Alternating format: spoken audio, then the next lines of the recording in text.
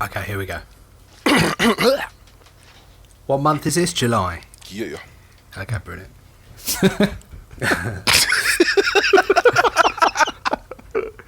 What okay. Harsh, but fair.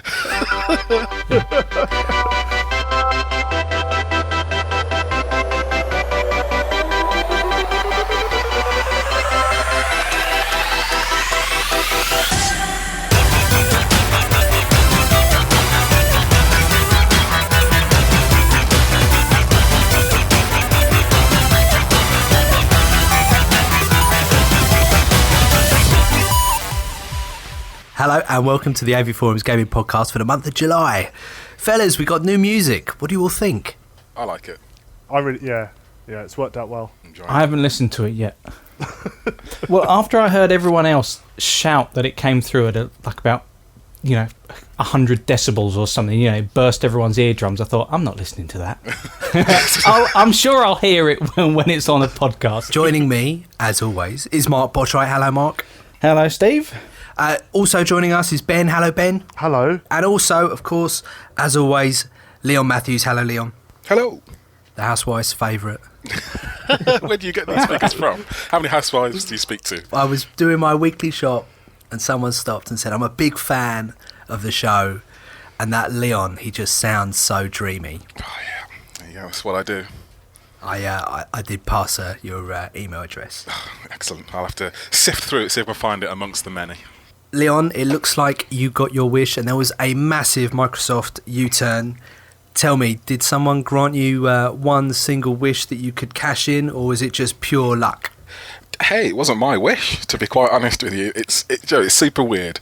Obviously, come on now, you look like a little boy, or sounded like Little Boy Lost last podcast. You didn't quite know what you were going to do. Am I going to build a PC? Am I going to just become a monk and live in the hills and shun gaming altogether? This is very true. Surely you must have been doing cartwheels when you heard the news. I really wasn't, because to be honest with you, what they've rescinded on wasn't my problem with the console. I have a pretty rock solid internet connection. I buy a lot of new games, so pre-owned wasn't really a beef for me, and always online I was kind of fine with. I was happy I could look forwards and see where they were going with it. But hey, do you know what? I'm cool if it means that the platform is going to be much more popular and more people on it, and it's not so much of an issue, then so be it. But it is quite amusing to me that on the internet it is who moans the loudest gets heard, and the people got heard, and now the other group who were silently sitting there going, well, I don't care, are now moaning, saying, oh, we've lost the always online, and that could have meant this, and family sharing's gone, and Microsoft have taken their ball and gone home, sort of thing. But I don't know, in the grand scheme of things, I think the U-turn is a good thing. I think it sets us back, though, in the concept of what the generation could have been and where we could be going. Let's have a look at the nuts and bolts of this. Do we really think that this was due to an internet backlash or poor feedback from journalists? Do you think it's more reactive as opposed to kind of buckling under the pressure of a backlash? I think it's a mixture of everything, really, and but what probably really drove it was it with Amazon, where it was 4-1 pre-orders in favour of the PlayStation, or some crazy kind of and I think at that point they probably had to look at it and think that they have to change their course, because I reckon it'd be the last thing that you'd want to do if you'd come out and said, this is what we're doing, this is the path we're going down. I think EA didn't do it with SimCity. It's not what these companies do, and I think the only thing that would have driven them to it would be the profits, or the risk to profit. And then the plot thickens with Don Matrick announcing that he is leaving Microsoft to join Zynga. I mean, fellas, do you think that this was common knowledge all along? Do you think they actually let him take the stage at E3, handle the incredibly important presentation of all the Xbox One announcements, knowing that he was leaving shortly after? That doesn't make sense to me. I don't think it was meant to happen that quickly. I think that, CEO positions and moving jobs when you're that high in a company doesn't happen on a dime. Microsoft could have kicked him out that quickly, but I don't think Zynga would have picked him up that quickly. I think it was in the works for a while, but him making a complete idiot out of himself, they went, you know what, you should probably speed that up. And maybe he was meant to see the launch at the very least of the 360, but they were like, how about you jump ship now? I guess someone ends up always taking the fall, carrying the can, so to speak, and he just fit the bill perfectly, being the public face of things. I mean, it really does seem like a sad situation over at Microsoft. The picture didn't help him. Standing next to the Xbox One, it's the picture that has been run with every bad news story about that console. And so it's like he's become the poster boy for delivering bad news, even though he's just there kind of pointing towards a box. And I just think that they kind of drew a line under things. You know, I think, hasn't it come out that he wanted to buy Zynga anyway? So, you know, it was obviously something he had an interest in. So it's probably pretty amicable. But, yeah, they needed to draw a line under things. I think it's quite interesting. What do you guys think about Zynga? Because they've had a bit of a tough time of it, haven't they? And I was reading earlier on today that apparently they're looking to move more into gambling and online betting. I don't know how involved he would have, presumably not particularly involved at this point. But as a kind of gaming proposition, I'm not sure they've got much of a future. I don't know. I just kind of felt like during the course of this year, like that was it for them, and at some point in the next year or two, they just kind of vanish. It's when they lost those Facebook ties, they kind of went, wow, that's us done. Is it Candy Crush, the one that everyone's going crazy for at the minute? Like, even I hear that name again.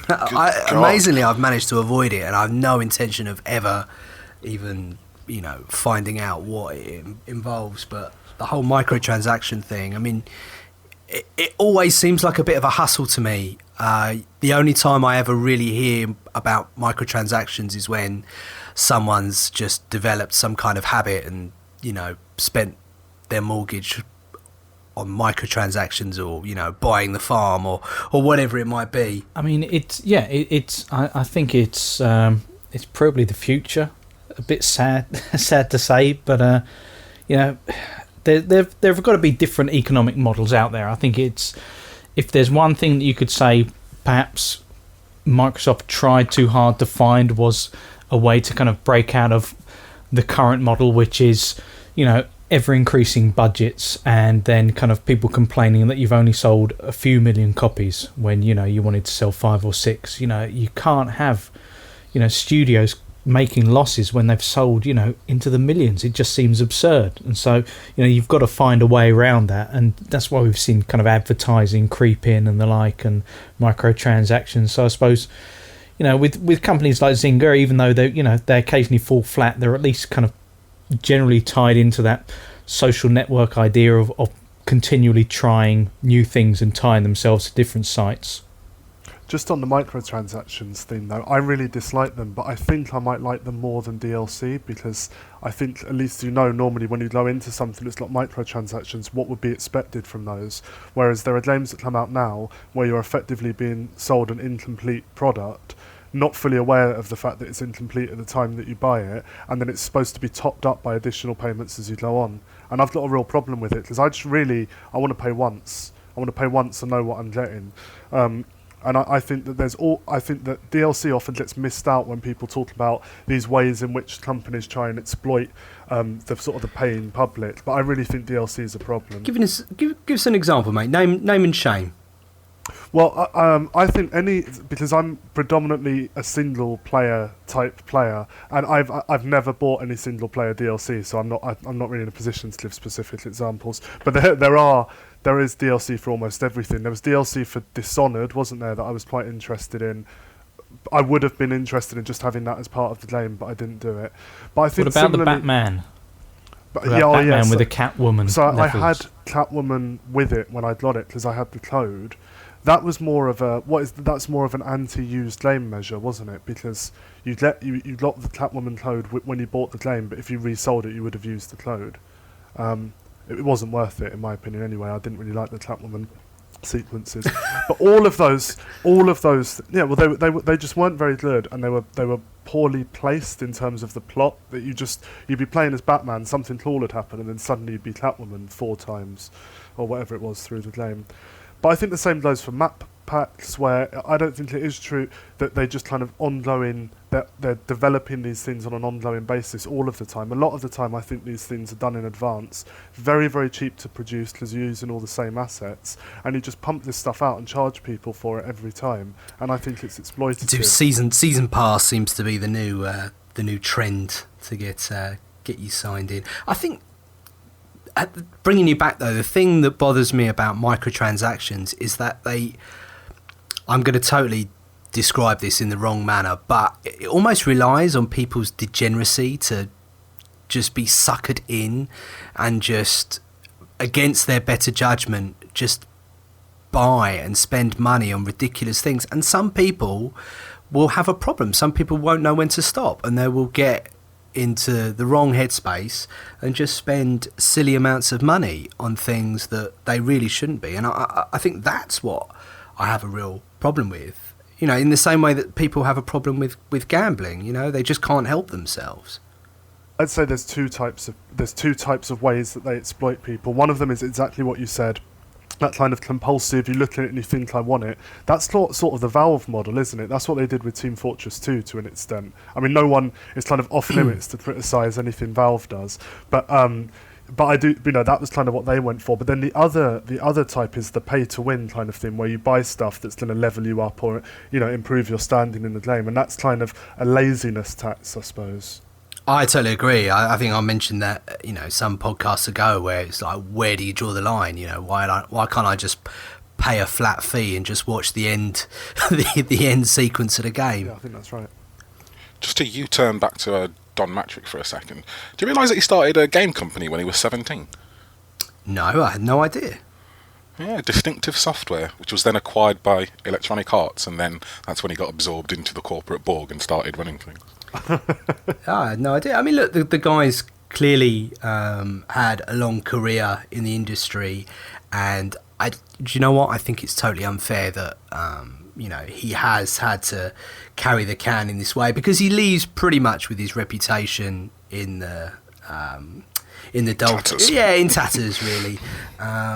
He's made his money. That's fine. You know, that's all good, but it's kind of not a nice way to have your career summed up in the space of a month. And I think when you're in that corporate world, all he was bullish, you know, and the answers he was giving to some of the questions came across as incredibly arrogant. But I think that's just kind of the way you roll in the corporate world. See, I think, yeah, that was just kind of like corporate speak for we don't know.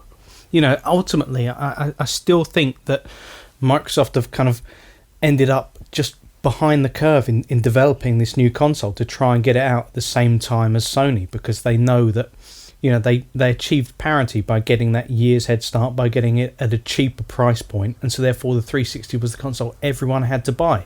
If you wanted to get into HD console gaming, you had to buy that. Now, with both consoles out at the same time, you know, they couldn't let Sony kind of jump the gun on them, so they had to release something. And that, as soon as you kind of complicate it with these, you know, mad kind of ideas to jump towards the future, to not have anything in place. I mean, now we're hearing about the family plan, and in fact, no, it was great. It was going to be the best thing ever, and you've all ruined it. but they didn't mention any of that beforehand. It was just, watch this space, trust us. Yeah. You know, that's just it wasn't good enough. Well, one market in which Microsoft is pretty much bowed out of the race is Japan, where they've officially made the country a tier 2 market for them. Mark, explain exactly what this means for the Japanese. Largely, I mean, you know that the 360's been selling, you know, absolutely atrociously there. I mean, if you can start counting particular week sales in the hundreds, then you're really not doing that well. Did you say in the hundreds? In the hundreds. There have been some weeks where it has been below the 1,000 mark. I'm pretty sure of that. Wow. And it's just, I mean, it's, you know, the very definition of a niche console out there, you know, when you're being kind of beaten by, you know, old Nintendo handhelds and the like, that people are saying, you know, like the 3DS, when that was getting a kicking, was still, I think, pulling up more trees than the 360 was in that market.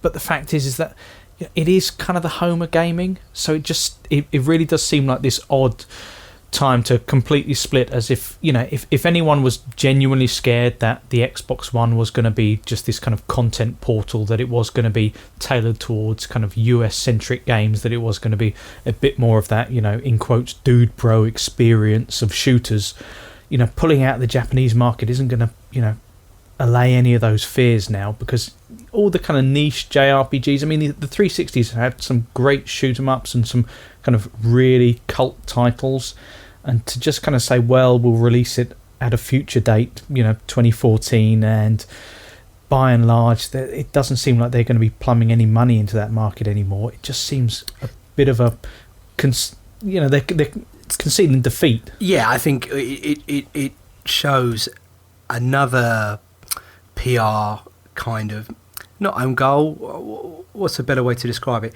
It shows more of a kind of PR stumble again, really, in a market where, it wouldn't have hurt just to have kind of made the gesture and at least get it out there. They're going to be making the units anyway, and I very much doubt there's anything different between the US models and the Japanese models. Or didn't they say they're not region locked anyway?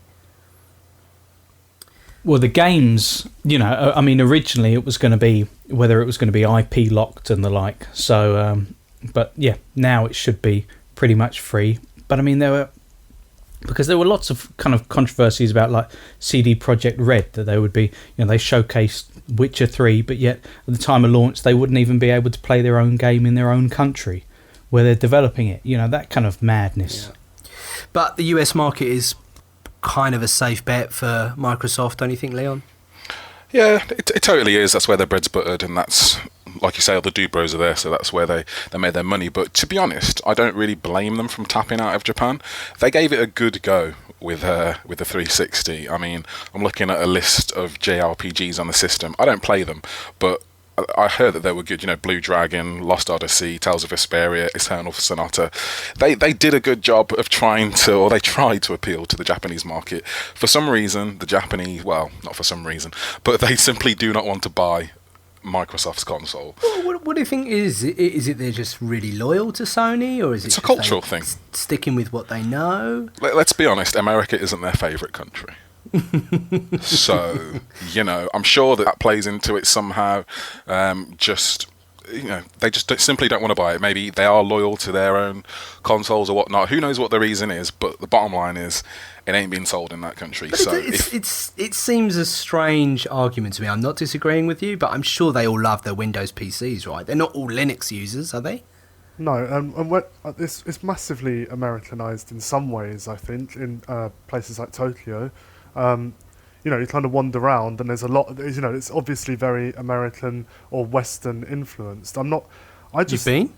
To Tokyo. Oh, wow. Mate, you must have, towered above everyone. Well, that's slightly racist. Why? You're a tall guy, no? I've seen Lost in Translation, dude. I know how it is. It's an amazing place. I absolutely loved it. I'd love to go back for Londra. I wasn't there for that long. Just I'm sure I've asked everyone this question before. I guess you can't have been on that month. No, I don't know. Yeah, I have been there. Would you say it's the most the furthest from what we know? It's interesting. Yeah, I always describe it as the most foreign I've ever felt. Fascinating. Have you been to the West Country? Have you eaten badger stew recently? It's true. I haven't hung out in Was it a Dorset. badger curry you were having, Mark, earlier? No, and we shall cut this bit out. Did you get in trouble for that last time? Protected species, Steve. Protected species. Have you been trapped in your home through animal rights protesters? I've got Chris Packham. He's camped out front. I've never felt as foreign as I did there, but it is really interesting. That there's a, if you look at, for example, billboards, this was just my experience, they kind of made people look more Western than they actually do. There's a lot of kind of lighting trickery, there's a lot of kind of dyed blonde hair, there's a lot of clothing that's Western, but there's a big kind of element of just fusing a lot of those things together. Like I said, I was only there for a few weeks. It's really hard to make a real judgment on a place, but I was in awe of it, and I thought it was incredible, and I felt like it was you can only really scratch the surface, and it's somewhere that you probably really need to live to get under the skin of it. But just back to the games, I think that just because Sony have got some of the major, I mean, they did Ni no Kuni, didn't they? That was exclusive, and all the Persona, in fact all of the Shin Megami Tensei games, they're all Sony exclusive, I think. And I think they've just cornered that JRPG thing. But I do think it's a mistake for Microsoft not to launch over there. And to me, it sounds like a spreadsheet mistake. That someone sat down and said, this is what it would cost, and this is, how much we'll make from it. And on the basis of that said, it's not a good decision. But I think reputationally, as someone said earlier, to Japan, give it a go. And that's where James... give it a go. That's just kind of what you want to be presenting yourself as, that you're a worldwide force in games, and I think it should be there, even if it was loss-making. I agree. I think that is the point I was trying to make earlier. It's the gesture. It should be the done thing. I just don't agree about Japan. I mean, I know it's like the birthplace of gaming or something, but I don't think it's as crucial in the modern gaming market as it was. It doesn't sell big numbers. Western game developers have come right up and surpassed them in many ways. All I hear from people who play JRPGs is these things are stuck in the past and they're all the same. I'm not saying... I don't play them. Yeah. No interest in them at all. I'm not saying that they shouldn't go there, but I'm saying that it perhaps doesn't carry the weight that it used to. I'm sure Mark is about to slap me now, but... No, I just worry that when you get to the point where you actually start kind of pulling up the drawbridge and saying, no, we'll go back to where we're nice and safe, where we know exactly what we can sell, then at a given point, when your sales slump there, you're basically done. The reason why Sony's kept trundling on is because they've sold well in all markets. They haven't necessarily dominated in any one, but they've just sold well enough. And the idea that kind of Microsoft can just say, well, we'll kind of cut out this, 150 million people or whatever, who we know spend billions on this thing that we are going to be making anyway. I wonder if it just comes back in some ways almost to this idea of delivering content, i.e., they know the kind of things that they can, if they want you to be watching more TV and they want to be able to, send certain adverts your way and that kind of thing, it's perhaps... they might be on safer ground with the UK/US audience, and therefore kind of moving into Europe and just generally westernizing it. Suck it, Japan. Britain's the birthplace of video games, by the way. Our fine nation is the birthplace, in my opinion, of the way that people approached high quality original video games. Well said. Right, fellas, that's enough hardware talk. I demand some talk on games. Fellas, we had a huge release this past month, The Last of Us. I felt a bit spoiled, actually. I felt like I shouldn't be going back to this generation of console and being excited about a game. I even bought this on launch day. Mark, did you do the review for the site? New IP from Naughty Dog, which is always great to see. Perhaps the end of this generation, so the last kind of one of the last great games on the PS3, and it is absolutely brilliant. It's the kind of thing that you expect from Naughty Dog. It's narrative driven, and it's got the push for the cinematic, but it's so much darker in tone and in style from the Uncharted series that it just, I don't know, it does definitely, you can see where Naughty Dog are going with having two teams making games now. They can branch out a bit, and it just shows so much with this game. Ben, you've been playing as well. First time you've picked up your PS3 controller in a while? Would that be fair to say? Sort of. Yeah, well, for playing a game, yeah. It's just I got a Vita not long ago, didn't I? So I feel obliged to. But I really, really enjoyed it. I thought it was absolutely fantastic. I finished it, as it happens. And isn't it amazing at the end when... No, I won't. I've not finished it yet, Mark. I presume you must have if you did the review. I've been trying to get it done and dusted so I could sort of share with you guys, but I think I'm probably only a few hours in at this stage, and from what I've seen so far, I thought it was cool. I thought it's been the first time in ages that I've felt tense and anxious during a game. Some of the sections where you're sneaking around trying to avoid some of the bad dudes, you get really quite involved, you get really drawn in. Yeah, and it's also, I think it's one of the first games to really take scripting to the next level. There's there's been games with good dialogue before, well acted and all of that, but there's really something about the way that you engage with the characters through the way they interact with each other that I don't think is done particularly well in games generally. There's a lot that's left unsaid, there's a lot that's implied about the way that everyone feels about everyone in it, and I think there's something really special in that. I don't think it's the finished package. Someone I saw somewhere, it might have been on our forum, said this is the greatest piece of art I've ever seen. No. I think you need to maybe get out a little bit, but having said that, it's arguably one of the greatest stories told in the video game medium so far. Well, I can't say I share that enthusiasm, but I am not at a point where I've finished the game and had the full experience yet. Mark, do you think Ben's accurate in his summarisation? Yeah, and I think the more you get into it, Steve, the more you'll see it just becomes, it adds layers the more you go through it. It's a proper kind of Odyssey type journey. It's, as you go through, you start off just feeling that it's just a general ally system. You've got to chaperone someone through various levels, and you just kind of think, well, is this anything really new? Well, let me jump in at that point. The AI is incredibly annoying at some points. Yeah. Well, am I being unfair? Ally AI, or are you talking about enemy AI? Because there was a little bit of a kind of a few I'm complaints. purely talking about your ally AI, just in terms of having to force it out of the way, or just getting sandwiched in at a point.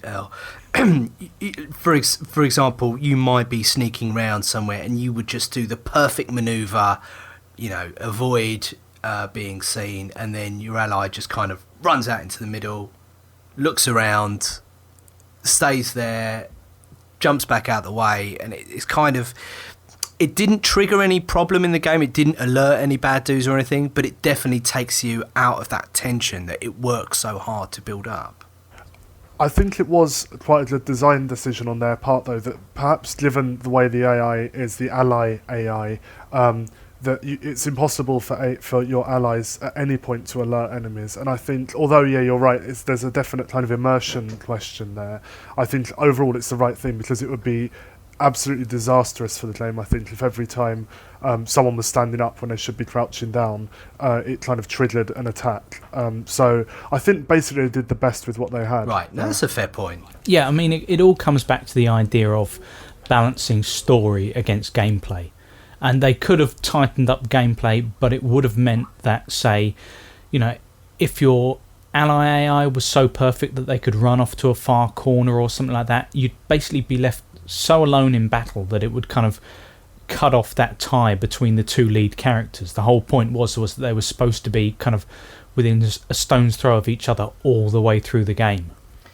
Yeah, this whole kind of playing on people's relationships and, putting you in a role where you feel like the protector is not something new. I mean, we did kind of heap praise on The Walking Dead this year and what it did. I think we even awarded it our game of 2012. Do you think this works as a complement to that, as a kind of evolution of what that started?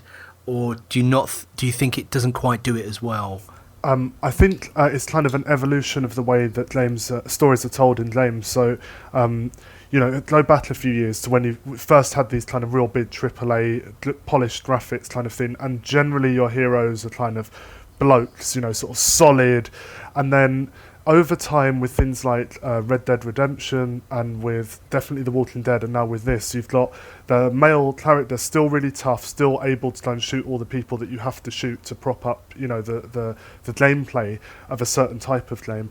But now they're a little bit damaged. They're a little bit. There's a vulnerability. He's terribly conflicted at times, isn't he? And and this is the sort of pattern of the way these games are going. But what remains is sort of big, strong man, sort of emotionally cold in some ways, or kind of emotionally kind of backwards, protecting a woman or a younger girl or someone who needs to be protected.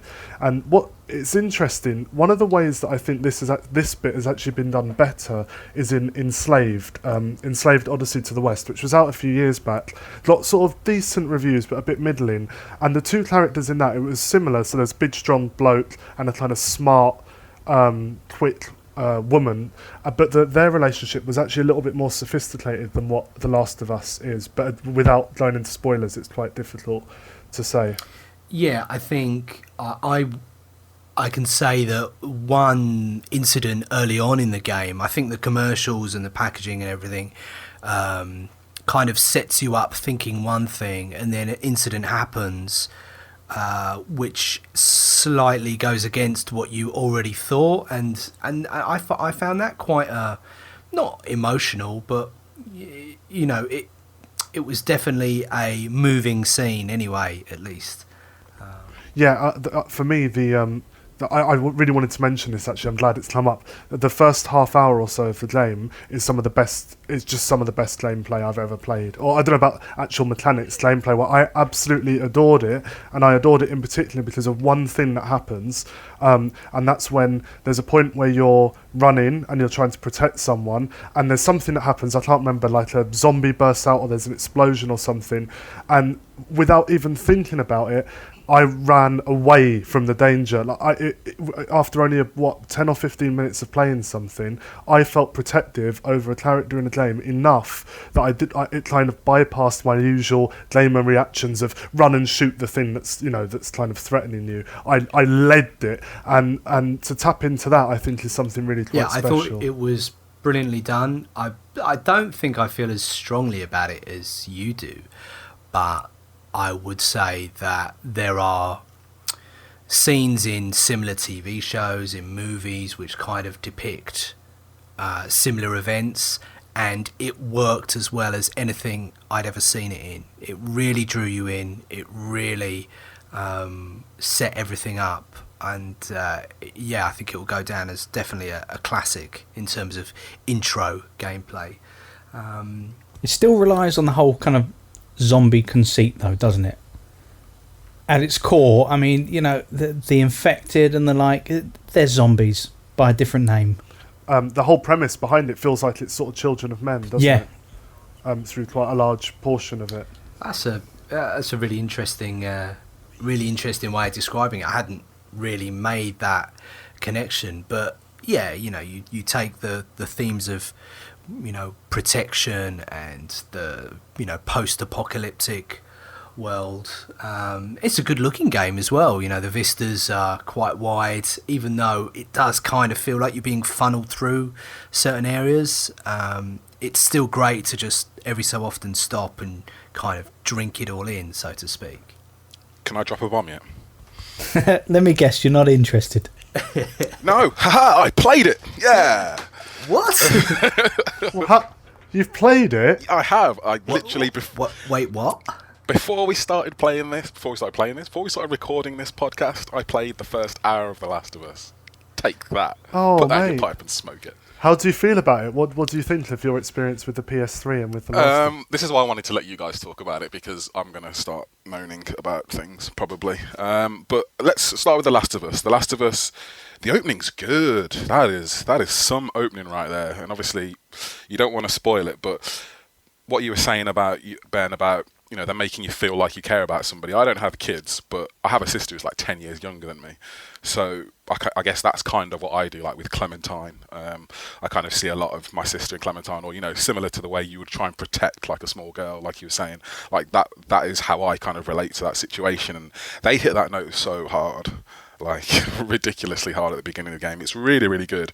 But then it turns into a video game. And you're just like... It's another third-person shooter. Well, it's not a third-person shooter. That's the wrong thing to say. It isn't that. It plays like one, or it tries to play like one. But I just can't play shooters on the PS3. They just doesn't work. Are you? Hang on. Is this about the pad? It is about the pad. It sucks. I told you. It is the worst pad. What the hell? R1 to aim down sights and R2 to shoot? No, go away. Sorry. Well, you Click options. Can I change it? No, I can't. Well, you can't change it? Last of Us. No, you can't. Oh, really? That was going to be my counter-argument. I've got nothing now. Unless it's in the main menu and not in the pause menu. I haven't checked that. But yeah, it's just unwieldy. But more to the point, I think we're getting like a massive gulf, and I wonder if this is going to get worse in the next generation, where the storytelling and the atmosphere is just way outstripping gameplay at this point. Like, super Yeah, I'd agree with Yeah. that. Oh mate, that's a really good point actually. Because my biggest problem with The Last of Us was you probably 99% of the people you kill is 99% too many for what Yeah, the but story Ben, putting is. that aside, and- are we really not at a point where we're getting away from dragging crates, pushing crates, climbing up on crates to get over obstacles? It's like, dude, I was doing that on my ZX Spectrum back in the day. It's true, and in fact, most of the times where I'd thought, "Oh, this is enough for the night," was the point where I had to find the ladder. So, oh mate, I'll just do that tomorrow. This is it. That's happened to me already. You know, I've got to the point where I know this was said of Uncharted. You know, I sat and watched somebody play Uncharted, which is cool. Now, at some point, playing Last of Us already, I've got to a point where I'm like, is there a button I can press to just have this thing play itself and I'll watch it? Because I'm really interested. Like, they've caught me with the story and the characters, and like the voice acting's amazing. You know, like I want to watch it. I'm not sure I want to play it. And I don't know if this is sort of getting into spoiler. Well, no, I don't think it is. As you might imagine, the third act, it does more or less become a shooter. Oh, really? And you do have to kind of play it as a shooter. I think. What's your view, Mark? Do you think? Sorry, I've got a mouthful. A mouthful of badger. Too many badges about me. I think you're wrong. I think if you were accomplished at stealth, Ben, then then you would have known that it isn't really a shooter. It's I heard so many people say that no, you run low on ammo. I was always absolutely chock full because I would go through areas and just literally try and kind of choke people to death and use the kind of silent takedowns.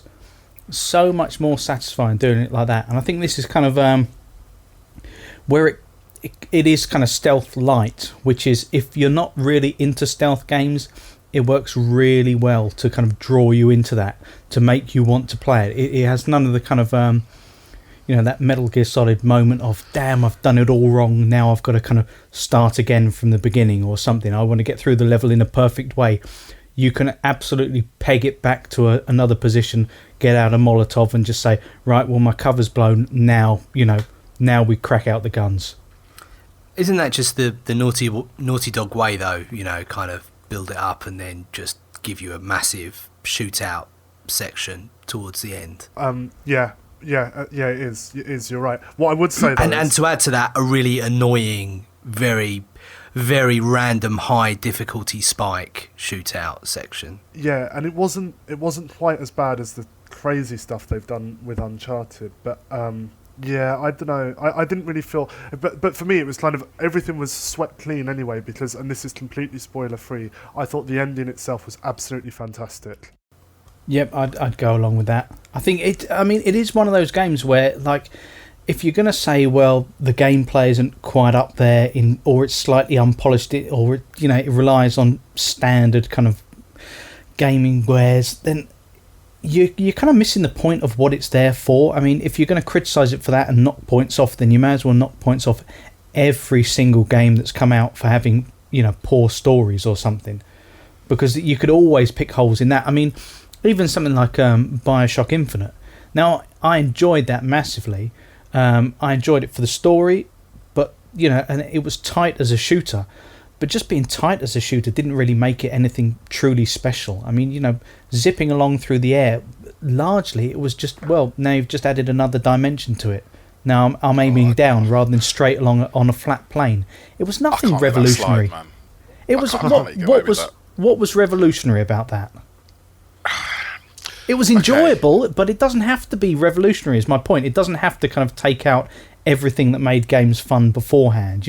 It's okay to move the occasional ladder and that kind of thing, I think there's a difference between Bioshock Infinite and it not doing anything especially special. But I actually do think it did something special. I thought the combat options that it gave you, you didn't have to play that game the same way as everybody else. There are a million different ways. Jump on the rails, go get a different gun, use a different million plasmids, different ways?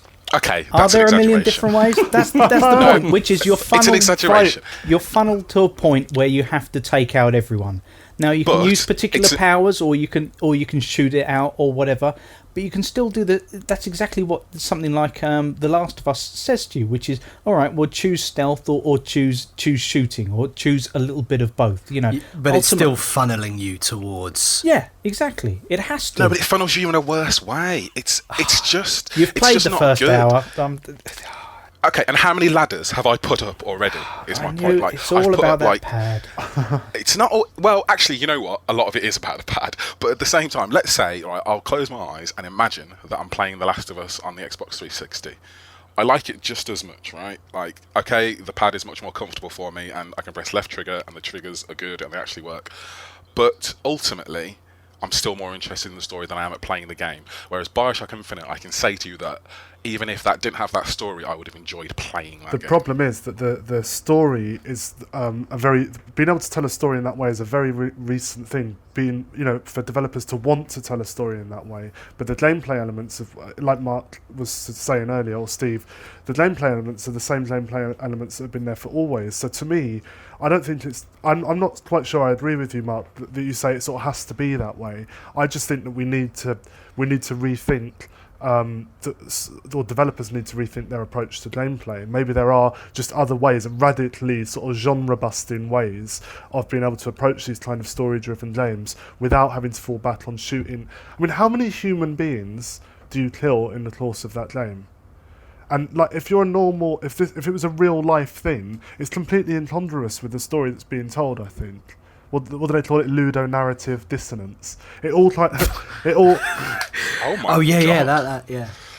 What? I read around my subject. What's the problem? Do you want to enlighten the less read? It's when it's when the narrative of the game doesn't fit in with the type of game that you're playing. So, for example, I can't think of a specific game off the top of my head, but those games where it will do a cutscene and your character will kill someone and be like, oh my god, I've just killed that person, but you've actually killed like 500 just random baddies through Assassin's Creed, for example.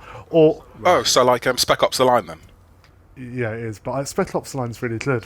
Don't. Sorry, I was trolling you with that comment. or like at this point, that's perfectly. Or acceptable. like you're a character who's died many times through playing the game. As you're playing, you get shot and you die and then you respawn. But then at the end of the game, you actually die. Your character dies, and that's supposed to be emotional.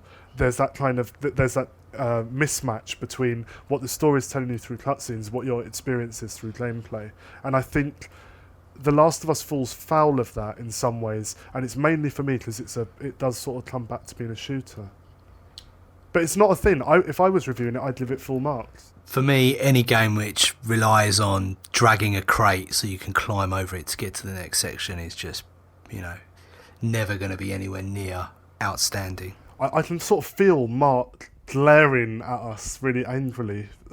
No, I just think that there is a set level of originality that usually games kind of, it's almost like they're filling up this meter of originality. Like, you can push it in terms of story or you can push it in terms of gameplay, but usually those kind of titles that have tried doing everything, tried saying, right, here's a completely new control scheme and here's a story that you're going to have to take several hours to warm to any character or to get your head round. That would just fall flat. I just don't know. I mean, I want the industry to kind of move towards more original experiences, but I just think that you've kind of give people a little bit of what they know, a little bit of what's familiar with them. I tell you what, though, I do kind of think, I agree with what Mark's saying. Originality is hard to force onto people. Now, we could have a massive conversation about that and like the Xbox features we got stripped out and all that sort of stuff. But if I do your job for you for a second and talk about the 400 Days, which is the new Walking Dead episode that they released. Mm-hmm. I've only played the first 2 episodes of that begrudgingly because the first 2 days. Whatever it is. There's like 5 characters. I'm trolling you now. Okay, sorry. Yeah, there's like 5 characters, but I've only played the first 2 because I begrudgingly turned it off to play The Last of Us so I could talk about it. But yeah, I think that's a good example of. It's not reinventing the formula that they did with The Walking Dead, but it is introducing loads of new characters, and it's slightly different it's not massively different in gameplay, but it feels a little bit different. So I think that's a good example of a way of mixing it up without sticking to a Are you reviewing that for the forum? Like, put me on the spot now. Yes, it's not he very is. long, probably. Right, okay. If it's as good as The Walking Dead, then I'll turn it off and my hand will just start typing on a keyboard and a review will come out. And so far it has been very good. But yeah, I think that's a good way of extending the franchise. So it's bridging seasons 1 and 2, and they're not. It's not like they've just churned it out either. I really think they've taken a lot of time to do this, and they've learned a lot of lessons from season 1 of The Walking Dead as well. I finished it actually. I played it. Ooh, I couldn't sleep the other night, so I played it between about 4:30 and 6:30 in the morning. And I agree. I think it is really good. And what I really like, just to kind of expand on your point, is actually through chapter to chapter or person to person, the gameplay seems to change slightly, and it feels like it fits in quite nicely with the story they're telling in those bits. But I think the format works really well. It's effectively, what is it, 5?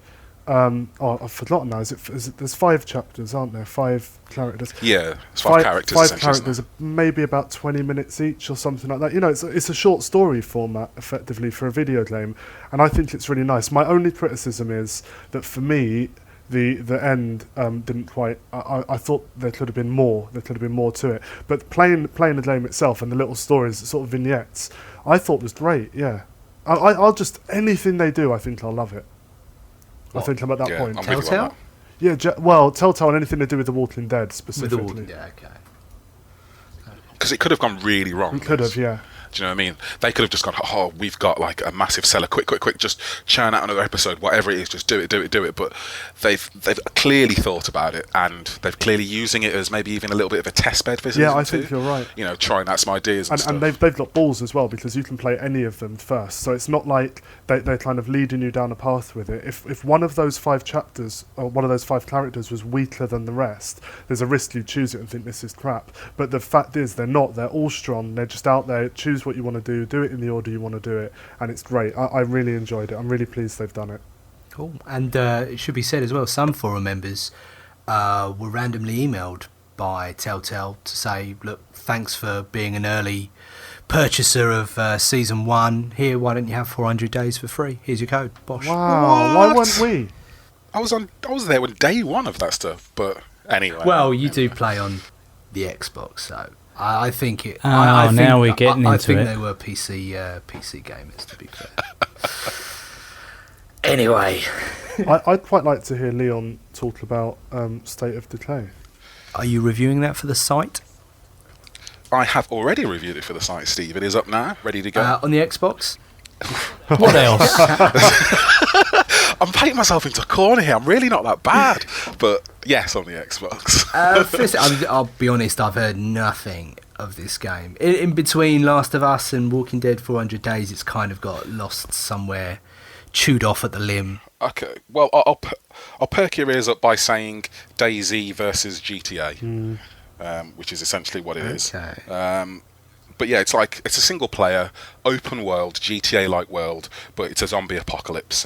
They ease you in, do the whole tutorial stuff, but basically you get thrown into the world, and the real pull of it is the systems that they've done with base building and community building.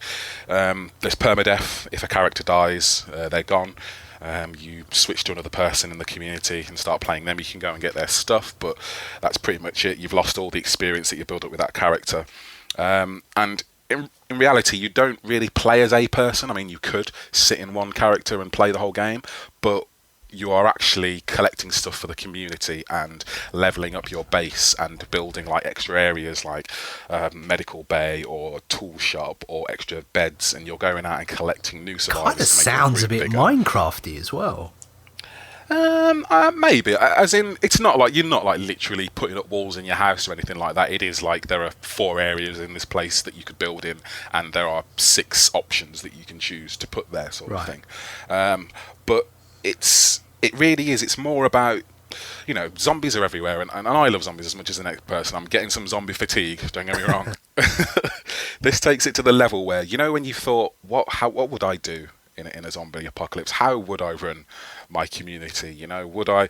People in the community get annoyed sometimes, and they'll be like, "Oh, I just need to go out and kill some zombies because I'm getting all sad about this particular issue." And then they go out and they talk to you, and you kill a few zombies, and you come back, and you've taken their anger down a bit, so there's less chance of them just going off and getting killed. Or sometimes a member of your party will get lost in the wilderness somewhere, and you have to go and find them. And it really is more about how you survive in the apocalypse rather than just shooting a million zombies, which, by the way, is quite fun. You know, I don't know, I say I'm bored of zombies, but you know, it doesn't get old jumping in a car and driving through a massive horde of zombies. Or I don't know, I'm starting to feel like, you know, when Ben was talking about DayZ, and you know, it's like he said, it's like talking about somebody else's dreams, you don't really care.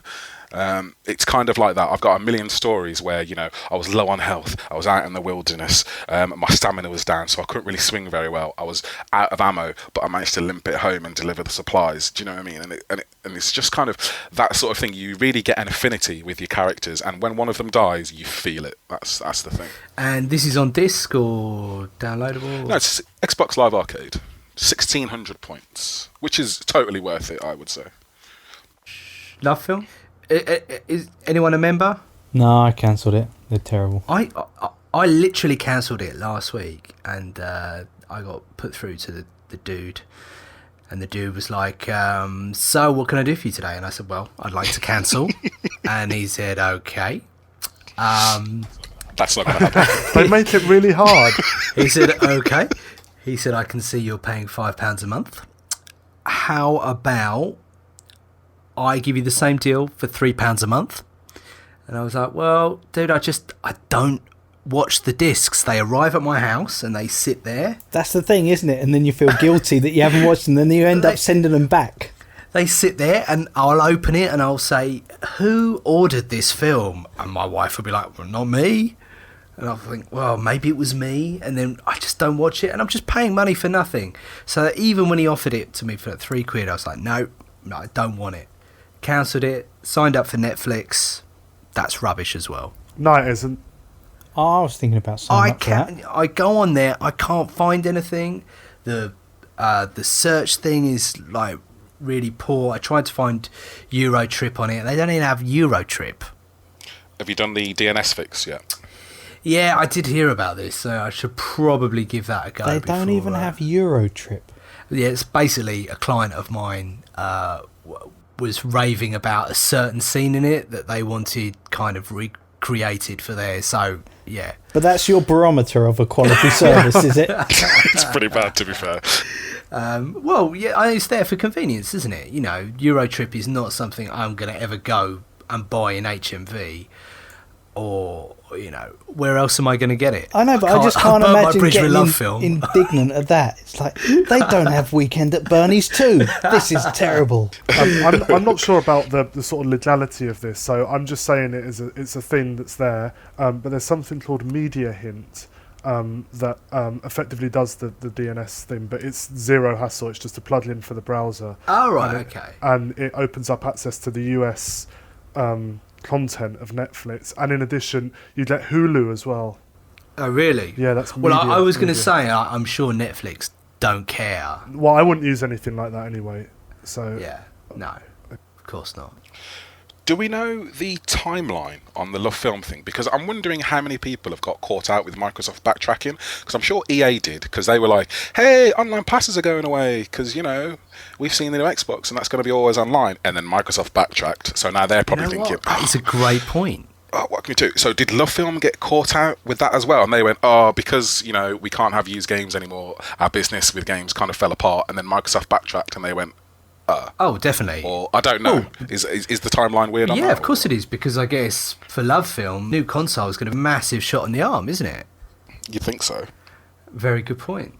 If you're interested in games rental, a company that I've used, I'm still subscribed to, is Boomerang Games, and I've had a very good experience with them. It's a similar to a Lovefilm kind of thing, but it's cheaper and it's only games. Right. Yeah, the whole disc thing, I'm so over it. I'm done. Here's a question for you, though. What price would they have to price digital games on a console for you to buy them? I mean, you wouldn't because you're a PC gamer, but put your console hat on. If you had a console, what price would you be willing to pay, or like how much cheaper would it have to be than a disc-based game? Probably not massively cheaper. Is £5 enough? Yeah, 10%, 10 maybe 15. It's I not a know. lot, though, is it? For me, like the convenience, I always bang on about this. But look, if a big ticket game is coming out and I can pre-order it and it's preloaded and at midnight, boom, it unlocks, I think that's brilliant. And I'd probably buy a lot more games in that way than I ever used to. I kind of do it on the PC now, because you can preload with Steam. I don't know. I think the whole situation with Microsoft has been really unfortunate. It's of their own doing, for sure, but I think everybody is lost in the long run. But they've, and Microsoft as well, have just effectively put up all of their prices for digital content because they've done away with Microsoft points, and the equivalent amount of money you get is less than the value of the Microsoft points, according to stories that I'm reading this evening. Yeah. I mean, it might turn out that's not correct, but that's kind of that's what all of the everywhere's reporting. Right. It's correct, I think. It is correct. I just simply don't care. I guess the principle of it, like they're hiking the prices. People are putting it like, they've hiked the prices up by taking away the points. But hang on, a couple of years ago, it wasn't all people wanted was for them to get away from the points. Yeah, but not lose out. I'm not trying to apologise for them, but they can't do anything right. They could do this right, couldn't they? They could give you the right amount of money for what you've paid for. That would help. Well, yeah, this is true. I suppose, yeah. Look, it does always feel like they're trying to pull a fast one. And if you ever catch someone pulling a fast one, you have a lot of mistrust for them going forward. And this is where they keep falling over, or where they keep, having these really, really bad PR hiccups. But that said, if these games come out and they are amazing, then suddenly price is going to give way to hype, and hype can lead people into the funniest of places. But I don't think any of it, for me, is about new games anyway, with the prices of downloads. I think it's all about the games that came out sort of 6 months or a year ago, and I expect those to cost peanuts. Like, I just bought, this is slightly older than that, but just before we started recording tonight, I bought Alice Madness Returns on Steam for £3.74. And I quite like that game. I don't love it, but I quite like it. But for £3.74, it's like a pint, isn't it? Yeah, I totally agree, and that is what you and I have been going on about all these last podcasts, is if they get it right, they will open themselves up to a world of people just buying for the sake of it. Yeah, absolutely. How do we make them listen, Steve? I don't know. Show them my Steam account. Hopefully they've actually been making the right moves. They've had these sales recently, the Ultimate Game Sale, which are quite like Steam sales. I mean, I picked up Forza Horizon for £4.49. And they've had a couple of them. Okay, the last day was horrific. Bioshock was like £5 off at £35. But I'm hoping that it's some sort of experiment that they've done, and they've gone, all right, so what happens when we do this? And they're playing this spreadsheet game, and hopefully, like, everybody went out there and bought Forza Horizon. If you didn't, you should have done, because it was super cheap. It's a great game, and hopefully that's the way we tell Microsoft, look, if you price these games cheap, we will buy them. And all I can hope, and I know on the forums people have been saying it, if they roll these new sales that they've been doing, they've done a couple of them now, if they roll these new sales onto the new console, I mean, not the first 6 months because there's not going to be that many games, but if a year after release they're doing these Ultimate Game Sales where games that came out a year ago are reasonably priced or even ridiculously cheap, then I think they will do very well. But not sure I can see Microsoft learning the lesson. I think you're right, but the one last thing I'd say about all of this, though, is if you're listening to this now, by the time this is probably released, the Steam sale will probably be on, and if you're ever thinking about jumping into PC gaming, now's the time to do it, because everything costs about 32p. GTA have teased us with a gameplay trailer. It's pretty decent. The trailer's interesting. Obviously, they've got that whole 3 campaigns deal where you can sort of jump in and out of different people, and they were playing it like you could see what they've been doing. They're actually wandering around the world while you're not playing them. It was a bit of a classic GTA trailer. I mean, I don't know. It's like they kind of need to keep reminding us what that game is. But we all know what it is. It is GTA, but it's still impressive nonetheless, the way, they had people jumping into jet skis and then diving into the water, and planes flying into canyons, and quad bikes everywhere, and it just seems like it's a never-ending list of things they keep adding to that game. It's the old adage of they're actually making like 15 games in one or something. Stop eating! I can hear it. Sorry, listener, I'm enjoying an ice cream. Seeing as we are enjoying the summer weather, I'm enjoying an ice cream on this very pleasant evening. Well, it looks like that Rockstar are up to their old tricks again with doing the PC version as an afterthought. And it got me thinking, like, I don't want to play this game on the Xbox 360 or the PlayStation 3. I want to play it on either a next-gen console or a PC. And it's looking like the PC version won't be ready at release due to this ad. Although I could be accused of jumping the gun, but that's certainly what it looks like. No, you're going to have to wait. Exactly. And look, we're still waiting for Red Dead Redemption. I mean, it never even came out on the PC. Scandalous. I think it's the one major kind of threat to the next-gen consoles, if anything. Because there's, usually these are the kind of games that you lose yourself in, that there's, kind of hundreds of hours of content far beyond the story. You just kind of create your own little stories driving around and just kind of discovering the world. And if everything that they say is true, that this is, so many times bigger than San Andreas and the like, I can't see how someone's going to, should we say, be halfway into this and then look at a next-gen console and the launch lineups, which aren't that bad, and just think, well, I'm ready to jump ship. I do feel like this next generation we're running up to, though, there's going to be a lot more people running systems in tandem than ever before. Like, I would have traded my system in if Microsoft hadn't slapped me around the face and gone, "What do you think you're doing?"